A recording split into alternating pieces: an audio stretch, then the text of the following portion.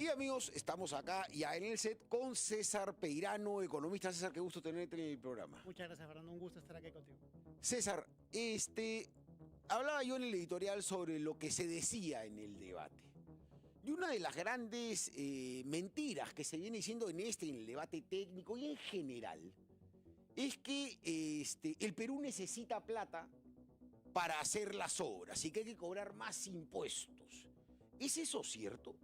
En realidad no, mira, de hecho tenemos un déficit fiscal grande, por encima de las proyecciones, que es una política que viene desde el año 2012. Muchos de los, digamos, que están hoy día en el plan de gobierno de Juntos por el Perú han sido parte de esta política de endeudamiento, que es básicamente para pagar el gasto corriente. O sea, te endeudas para pagar planilla, que es algo que en cualquier empresa sabes que te va a llevar a la destrucción o a la quiebra rápidamente. Claro, obviamente. Así, entonces hay una política constante de este sector que está, digamos, llevando el nivel de deuda a una cuestión que puede tener una visión negativa de los inversionistas en el mediano plazo. Y nos va a complicar digamos, en algunos años cuando realmente veamos o la situación financiera del Perú cambie y no tengamos este ingreso de dólares masivo por exportaciones. Entonces, cuando tengamos esa situación, vamos a tener un serio problema de pago de deuda. Claro, pero a ver, esta planilla que hay que pagar, porque hay que pagar los sueldos siempre, todo empresario lo sabe, hay que pagar los sueldos. ¿Esta planilla es real? ¿Trabaja realmente o es esta planilla clásica de los gobiernos socialistas, comunistas que la inflan y la inflan y la inflan? Claro, mira, tú tienes la planilla que siempre ha existido con los puestos establecidos, el famoso ROP. ¿Ya? Tienes a los CAS, ¿Ya? que vienen a ser los que hacen el trabajo junto con los otros. ¿Ya? O sea, los CAS son una serie de personas que entran al sector público para cubrir algunas necesidades que no están dentro del ROP. Pero lo que pasa realmente es que tienes duplicidad. Tiene gente haciendo las mismas funciones, no hay una evaluación, digamos, de recursos humanos eficiente y por lo tanto acabas pagando el doble o el triple por el mismo puesto de trabajo, por el mismo resultado de trabajo que tendrías en una empresa privada, por ejemplo. No, claro, en una bodega, o sea, ¿para qué le vas a pagar a 3 trabajadores y con un asistente puedes? Exacto, y así vas inflando la planilla y vienen las consultorías y vienen las demás cosas que van inflándote el costo de la planilla estatal. Y al final, como te digo, lo que están haciendo es cubriendo eso con deuda. Y eso es muy peligroso, realmente, para la economía. Claro, cubriéndolo con deuda o como están intentando, que es subirnos los impuestos. Propuesta de Roberto que dice, además lo ponen bien bonito, ¿no? Vamos a fortalecer la recaudación tributaria con fines solidarios. Claro, ¿Qué significa eso? Claro, el problema es que no tienen otra salida en el corto plazo que aumentar impuestos para poder cubrir ese déficit, porque saben que si el déficit fiscal se logra extender, le va a generar un problema de pagos en el mediano plazo. Quieren subir impuestos para cubrir eso. Ahora, esa no es una salida viable, porque subirle impuestos a la misma gente que está pagando va a hacer que nadie quiera invertir en este país. Claro. Si tú le subes el impuesto a la renta, le subes el impuesto, por ejemplo, a las empresas mineras, que en este momento nadie va a poner un real para invertir. Pero si sigue subiendo el impuesto, por ejemplo, al combustible, que lo hablábamos con los dirigentes que pararon, porque hoy día iban a parar y no lo han hecho. O sea, más impuestos, amigos, significa el impuesto, por ejemplo, selectivo al consumo en el diésel, en la gasolina, en el gas que estás echando tú en tu auto. Entonces te cuesta más el pasaje, porque te cuesta más la gasolina. Y ya la persona dice, oye, ¿sabes qué? Ya no me subo al taxi, me subo al micro. Claro. Y pierdes clientes. Eso es natural, así funciona la economía. Y no solamente eso, sino que te empuja también el precio de alimentos porque al subir el diésel, todo el transporte, tanto de carga como de pasajeros, aumenta. Y eso presiona la inflación. Lo que hemos visto ahora, estamos con una inflación anualizada 4%, básicamente por eso, por el costo de la elevación de los alimentos y del transporte público por el aumento del petróleo. Entonces, es un plan realmente que no se sostiene. ¿Ya? Ahora, ya llevándolo un poco, abstrayéndonos un poco el tema económico al tema político, esta gente es campeona en presentarse en el último minuto para tratar de salvar las cosas y después los dejan de lado. Pasó con Castillo, pasó con el mismo Fujimori en el 90, ha pasado con Humala. Entonces, no te extrañe que en esta ocasión sea lo mismo. Terminen ellos... No, con Toledo. Al final, desgraciadamente, todos los que han llegado últimamente nos han abandonado y somos invisibles. Pero, por ejemplo, yo daba un dato que lo di la semana pasada y lo repetí en el editorial de hoy día, es que el presupuesto para educación se ha multiplicado 20, o sea, es 26 veces más grande, 26 veces más grande que hace 15 años, y los colegios se caen a pedazos. ¿Dónde está la plata? Así es. Todo se va en planilla. Todo se va en Todo planilla. se va en planilla. Y o sea, financiado con deuda. Y tiene una lógica que el 90% de tu negocio, amigo, se vaya en planilla, en sueldo. No, no es imposible. Con esa distribución jamás vas a poder salir adelante. Ni un privado ni el sector público. El sector público te aguanta porque tienes la espalda financiera del gobierno central que te permite endeudarte casi ilimitadamente. Claro, y de nuestros bolsillos que nos lo sacan y nos lo sacan y nos lo sacan. El problema es para el sector privado, que es el que financia eso con los impuestos, ¿no? Por eso la necesidad que tienen de aumentar impuestos, porque tienen que solventar esa planilla que sigue creciendo, poner a su gente, digamos, en los cargos públicos y aumentar el gasto en esto. Esto es una locura. Y entonces, o sea, si sí hay plata, pero además de haber plata, se sigue endeudando porque se gasta pésimo. Los emprendedores, el empresario privado de todos los tamaños, o sea, de todos los sectores, ¿qué debe buscar? ¿Cuál es el razonamiento? Porque yo no puedo creer que un empresario diga, no, quiero un gobierno que me traiga más impuestos. O sea, ¿cómo puede afectar una subida de impuestos, por ejemplo, a la agroindustrial, a el empresario de Ica, de Nuevo Chao, hasta de Chimbote y de la Sierra? ¿Cómo puede afectar a esa persona y dice, no, pero ese es el grandazo, a mí no me va a pegar? Claro, o sea, una empresa grande puede afrontar ese tipo de contingencias.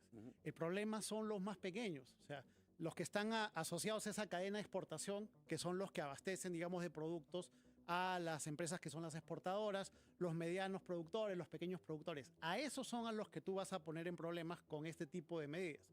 Lo que tú tienes que hacer es tratar de rebajar los costos de producción. Rebajar, por ejemplo, el costo de seguridad. Hoy día inviertes una buena cantidad de tu dinero en seguridad, porque tienes que cuidar de los extorsionadores, o si tienes que pagar la extorsión, tienes que pagarla. Te endeudas con el gota a gota, que es el sistema más caro que hay.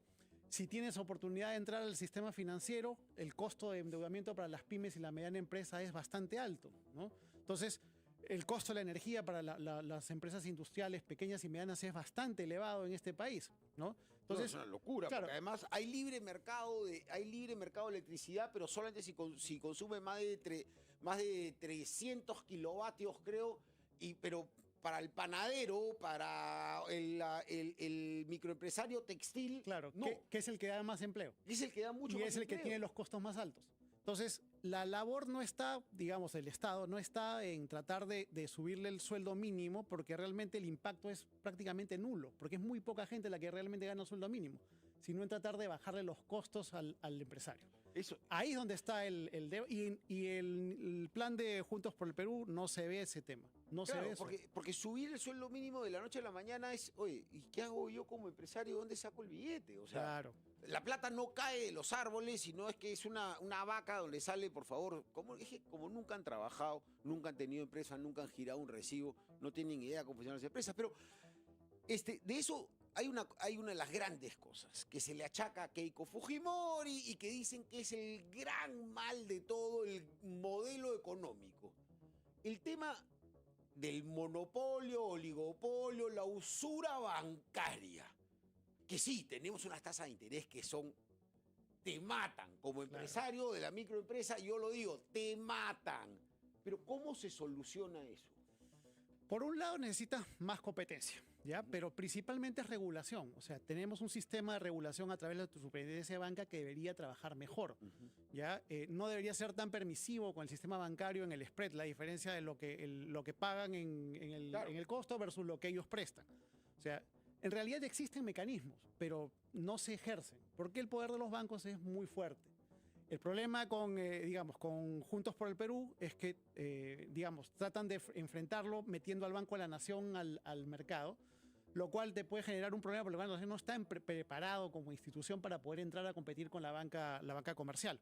Y por otro lado, en el plan de Fujimori, la posición es pro banco. Entonces, tienes dos propuestas que no van a solucionar el problema. El problema netamente es regulación. Ahí el regulador, que es la superintendencia de banca, tiene que ponerse los pantalones y empezar a hacer el trabajo que debería hacer.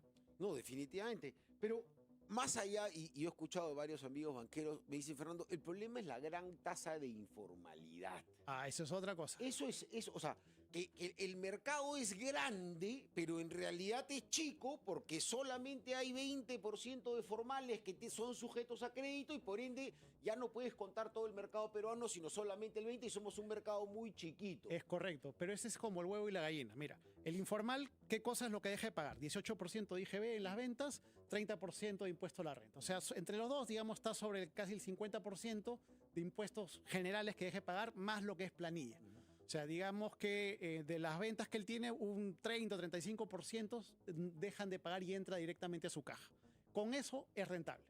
¿Ya? Si tú a eso le sumas el costo financiero, que es de 35 o 40% para las pymes, en algunos casos, Sí, en claro, otros es un poco más alto, locura. así está sobre el 50%. Yo lo he vivido, lo sigo claro. viviendo. Entonces, si tú vas a sumarle eso, básicamente lo vas a desfinanciar. O sea, financieramente esa empresa... trabajas para el banco y para la SUNAT. Así para el es. banco, porque además si te sales, si te vuelves informal, te quitan el crédito. Así es, exactamente. Entonces, estás ahí jugando entre los dos lados. Entonces, lo que necesitas tú es, como te digo, tener una propuesta para las pymes que sea mucho más competitiva, ¿ya? O sea, las cajas y los bancos deberían tener una propuesta de intereses mucho más competitiva y asequible para digamos, las empresas pequeñas, en el entendido que son las empresas que generan más empleo. O sea, esto va a ser una ruleta que al final va a acabar, digamos, beneficiando a toda la economía. Pero mientras tengas una posición monopólica en el sector bancario, eso va a ser muy complicado de hacer. No, definitivamente, y hay que romperlo, competencia, hay que ampliar el mercado. Keiko Fujimori plantea 3 años sin impuestos cuando abres tu negocio. ¿Eso puede ser positivo o no? Podría ser, es un buen incentivo. La cuestión es que en este país todo lo que es temporal acaba siendo permanente. Claro. Si se puede hacer, o sea, si se logra hacer, digamos, en los términos en los cuales se está planteando, sería una buena propuesta. La cuestión es que una vez terminado el periodo no se renueve. Que no venga la ola y te revuelque, porque claro. si viene la SUNAT a perseguirte, bueno, ha dicho que la SUNAT va a pasar a tener un plan de apoyo al emprendedor. Ojalá, porque, a ver, señores, yo creo que todos los empresarios me están escuchando, le tenemos más miedo a la SUNAT y a la SUNAFIL que a los extorsionados. Exacto. De todas maneras, son peores. O sea, es una locura. Claro, pero como te digo, la política general debe ser la de rebajar los costos de las empresas, sobre todo las pequeñas. Y eso incluye no solamente impuestos, como te digo, incluye costos de energía, costos del petróleo, transporte. O sea, todo eso debe tener ciertos niveles de regulación, no de control de precios, porque ese es un gran problema, pero sí regulación como la que estamos viendo en el sector bancario que nos falta. Igual en el transporte, o sea, el Indecopi tiene que tener digamos, un papel mucho más activo dentro de este sistema. Los reguladores especializados en energía, o sea, tiene que haber una propuesta más agresiva en ese sentido para rebajar los costos y que las empresas pequeñas y medianas sean financieramente viables. Claro, y tener mejores carreteras. Así es. O sea, autopistas. La parte que el Estado le corresponde, o sea, ¿no? Que es la parte que el Estado le corresponde. Así y como es. siempre he dicho yo, si tienes buena salud y buena educación, amigo, deja de cuánta plata tendrías tú en tu bolsillo, amigo que me estás escuchando, si es que la posta de salud fuese buena y no hubieses tenido que ir a comprar tus medicinas a la farmacia privada. Exacto. Así le vas rebajando el costo no solamente a las empresas, sino también a las familias. El mismo caso. Las familias necesitan rebajar los costos. Lo que pasó en Chile hace unos años, o sea, se subió centavos el valor del metro y la cosa reventó. Claro. Porque ya llegas a un punto en el cual tus ingresos no te permiten poder tener un gasto mayor. No esperemos que eso suceda aquí. Ya liberemos a la gente de estos sobrecostos financieros, de salud, de educación, dándole un buen sistema de educación, un buen sistema de salud, un costo financiero viable y digamos que sea competitivo dentro del mercado no solamente nacional sino internacional. Y con eso ayudas mucho a destrabar, digamos, este tema, porque la gente que tiene capacidad de ahorro va a invertir. Claro. Va a comprar un carro, va a comprar o poner un negocio. O se va a comprar una caja de chela. Así es. Pero va a gastar. Así va a generar. Claro, y eso genera un movimiento positivo en la economía. No, pero a ver, entonces, todo esto sí está contemplado dentro del modelo de la economía social de mercado. La regulación, el Estado como ente regulador. Lo que pasa es que no se está cumpliendo. Es que se dejó de lado, o sea, no es algo, digamos, que el modelo económico traiga consigo. Es algo que está dentro del modelo que nosotros hemos decidido como país implementar, pero que se ha ido dejando de lado. por diversos motivos y con todos los gobiernos, tanto de derecha como de izquierda, que hemos tenido en los últimos 35 años. Entonces, eso se tiene que retomar. Como te digo, los entes reguladores en general tienen que tener un papel mucho más activo en la economía del que han tenido hasta este momento. No, es que es importantísimo tener un Estado fuerte que además provea de las cosas, o sea, tener nuevamente, colegios, tener seguridad, tener buenas carreteras, buenas pistas, reduce el costo. Hay otro tema que es muy importante y que afecta al sistema financiero y es la propiedad. ¿Qué tan valioso sería que finalmente bienes nacionales a muchísimos peruanos que ya tienen, invadieron, sí, pero invadieron hace 10, 15, 20, 25, 30 años y todavía no tienen título de propiedad? ¿Qué tan valioso sería incorporarlos al menos en ese lado de la formalidad? Por supuesto, es parte del tema de formalidad. Tanto bienes nacionales como COFOPRI, que trabajan a la par, deberían ya tener el 100% del territorio nacional mapeado y totalmente saneado.